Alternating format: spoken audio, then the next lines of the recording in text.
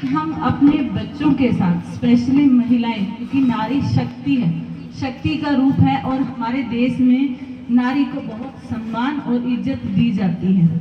तो मैं कहना चाहूँगी कि स्पेशली महिलाएं, जो हम माताएं हैं, बहनें हैं, अपने बच्चों के साथ दोस्त की तरह से रहें, क्योंकि जब आप अपने बच्चों के फ्रेंड बनोगे ना, तो जो बच्चे बाहर दोस्त ढूंढते हैं, चाहे वो लड़की हो या लड़का हो, उनके साथ वो शेयर करते हैं बातें, अपने मन की बात वो उनके साथ शेयर करते हैं और एक ऐसा ओरा बन जाता है कि वो जो बोलेंगे वो उनको वही समझ आता है। आपने देखा होगा जब हमारा छोटा बच्चा गुडलिया चलने लग जाता है, जब वो कोई दराज खोलता है या सिलाई मशीन में हाथ देता है, हम कहते हैं नहीं करना नहीं करना। जितना हम उसको रोकते हैं वो बच्चा दोबारा देखता जरूर है, हमारे पीछे से मौका देखता है कैसे हमारी माँ इधर उधर हो और हम वो दराज खोलें। तो सेम चीजें अगर हम क्या सोचते हैं कि अब बच्चे बड़े हो गए, हमारे बच्चों को आप उनको डराए मत कि ये हो जाएगा तो ये कर देंगे, वो कर देंगे या ऐसा हो जाएगा। आप उनको समझाओ। मैं क्या करती हूँ, मेरे 2 बेटी हैं, बड़ी बेटी 25 साल की है, छोटी 21 साल की। आज वो अपने फील्ड में अव्वल है। मेरी बेटी जॉब करती है, मेरा क्या है, मैं खुद फील्ड में हूँ, मैं काम करती हूँ, पर जब भी मैं किचन में होती हूँ ना, क्योंकि माँ बाप के सामने, भाई बहन के सामने मैं बात नहीं करती, दादा दादी भी होते हैं, मैं क्या करती हूँ, किचन में ले जाती हूँ। किचन में थोड़ा थोड़ा वो काम में हाथ बटाती रहती है और मैं उनसे बात करती हूँ। क्योंकि जब मेरा बच्चा +2 के बाद बाहर जा रहा था, मैंने उसको हर एक चीज खुलकर बताई कि बेटे क्या हो सकता है। क्योंकि कई बार होता है बच्चों के पास कैश नहीं होता, किसी जेंट्स लड़के की हेल्प ले लेते हैं। पैसा लेना भी कहीं ना कहीं दब जाता है इंसान, मेरा मानना ये है।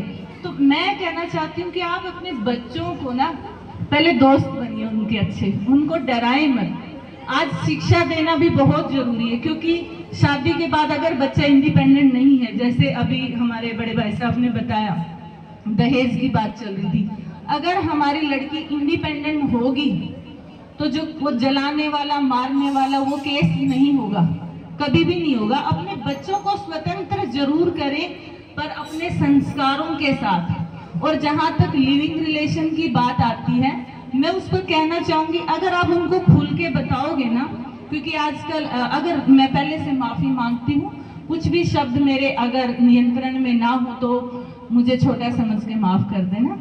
और मैं एक बात बताऊं, मैं इसी गांव की, मेरा सौभाग्य है कि मैं यहाँ की बहू हूँ, मैं रहती जींद में हूँ, पर मैं अपने विचार जरूर रखने आई हूँ। तो मेरा मानना है कि लिविंग रिलेशन के बारे में आप बताओ। जैसे आजकल क्या हो रहा है, अदर कास्ट और स्पेशली मुसलमान, आपने देखा है, और बहुत सारी उसके ऊपर मीडिया या सोशल मीडिया गलत नहीं है। अगर हम बच्चों को मोबाइल दे रहे हैं, रील देखना और दूसरा मूवी वगैरह देख के जो वो अपने अंदर ख्वाब, सपने नहीं देखते हैं, उन सपनों की हकीकत उनको बताना हमारे बच्चों को रोक सकता है कुछ गलत कदम उठाने से।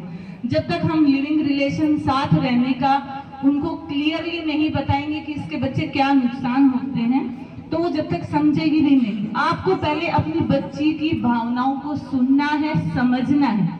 मेरा पक्ष है कि डराने धमकाने से बच्चे और बिगड़ते हैं, क्योंकि वो फिर बाहर ढूंढते हैं कि माँ बाप मेरी नहीं सुन रहे, भाई बहन मेरी नहीं सुन रहे। क्योंकि हर किसी को आज के टाइम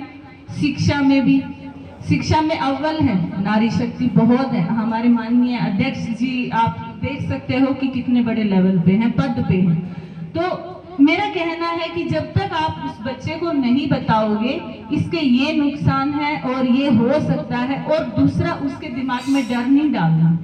आप उनसे बात करें, उनको बोलो कि आप मेरे से शेयर करो। मेरी बेटियां क्या करती हैं, जब भी कोई बात होती है ना, मेरे पास कॉल आ जाती है या मेरे पास बैठ के मेरे से बात करती हैं। उनको लगता है हमारी माँ से अच्छा, मेरे पापा से अच्छा कोई दोस्त ही नहीं है। जब भी बाहर गए हैं ना, हम भी, इवन हम बहू हैं, बेटियां हैं, घर के कुछ भी इशू होते हैं, अगर घर में ही शॉर्ट आउट हो जाते हैं तो बहुत अच्छी बात है। अगर मेरे को भी कोई मेरी सहेली मिल जाए, मैं उससे बात करूं। मैं एक एग्जाम्पल दे दूं आपको छोटा सा, कि जब हम बात करते हैं तो जरूर सामने वाले से कोई ना कोई क्रिया प्रतिक्रिया जरूर होगी। चुपचाप नहीं सुनते, वो कुछ ना कुछ अपने व्यूज देंगे, अपनी तरफ से बताएंगे। हो सकता है वो आप